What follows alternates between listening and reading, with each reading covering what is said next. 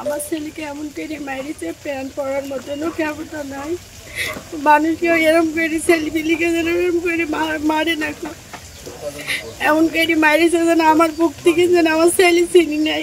আমার ছেলে বলে যখন বলে মারে সেখন বলে আল্লাহ আল্লাহ করেছে, আল্লাহ আমাকে বাঁচাও, আল্লাহ বাঁচাও, মা আমাকে বাঁচাও, মা বাঁচাও, এই করেছে।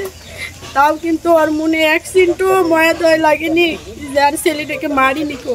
তাকে বোঝায় পারত যে সে অঙ্কটা পারিনি, কিংবা কাইল করো, কিংবা ঘন্টাখানিক পরে করে দিয়ে যাও, তাও কিন্তু হয়নি। আমার ছেলে তো একবারে জ্ঞান হারা।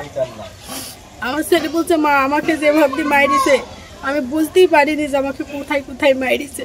প্রাইভেট শিক্ষকের অমানবিক বর্বরতা দেখে সহ্য করতে পারছে না অষ্টম শ্রেণীর শিক্ষার্থী হাবিবের মা, বাবা, স্বজন সহ প্রতিবেশীরা। তবে অভিযুক্ত শিক্ষক সবুজ আহমেদ জানিয়েছেন তার শাসনের মাত্রা অনেক বেশি হয়ে গেছে, যা সে ঠিক করেনি। শিক্ষার্থীকে বেধড়ক মারের ঘটনাটি ঘটেছে মেহেরপুর জেলার গাংনী উপজেলার মটমোড়া ইউনিয়নের মোহাম্মদপুর গ্রামে।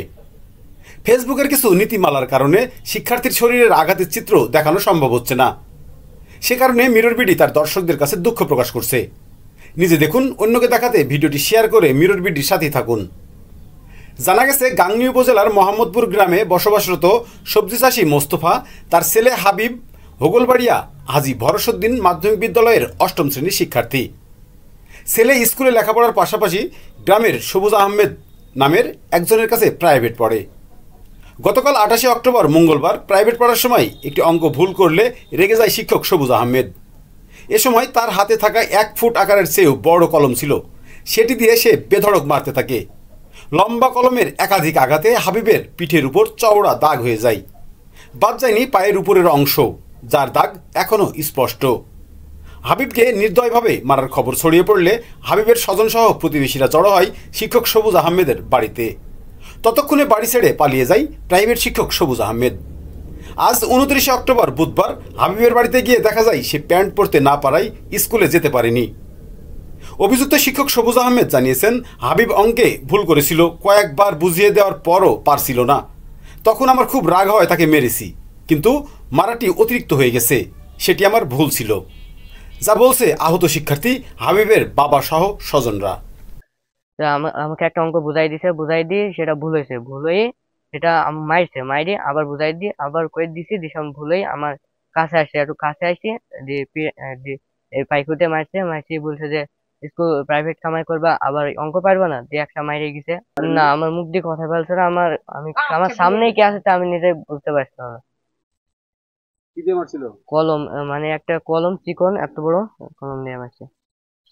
আমার ছেলেকে সবুজের কাছে প্রাইভেট পড়াইতে দিই, প্রাইভেট পড়িতে যাই, এই একটু অঙ্কতে ভুল হয়েছে, ওই জন্য আমার ছেলেকে চরম আকারে মারধর করছে। মানে গরু খেয়েও এরম মারে না, এত পরিমাণ মারিয়েছে, সব জায়গায় আঘাতে একবারে কালসারি পড়ে আছে।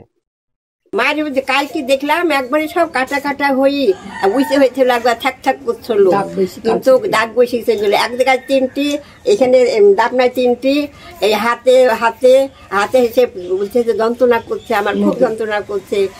তারপরে তখন আমরা বলছি যে কি মার, সবাই বলছে যে কি মার মারেছে, আশ্চর্য মার, এরকম মার তো দেখিনি।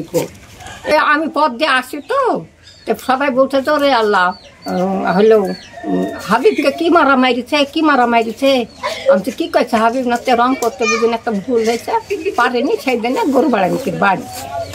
আমি ওইখানে হলে দড়ি তাইছে দেখি বাড়িতে কেমন করছে, আইসে দেখি সত্যি